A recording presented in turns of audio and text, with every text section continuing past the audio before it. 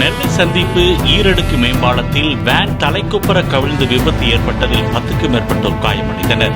திடீரென ஓட்டுநரின் கட்டுப்பாட்டை இழந்து சாலையின் குறுக்கே உள்ள சென்டர் மீடியனில் இடித்து தலைக்குப்புற கவிழ்ந்தது.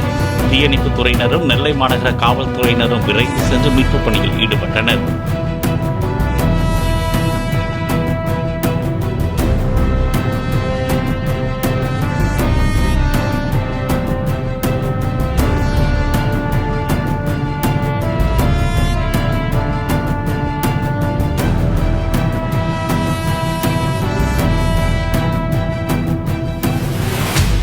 பிளே ஸ்டோர் மற்றும் ஆப் ஸ்டோரில் இருந்து பாலிமர் செயலியை QR கோடு மூலம் பதிவிறக்கம் செய்யுங்கள்.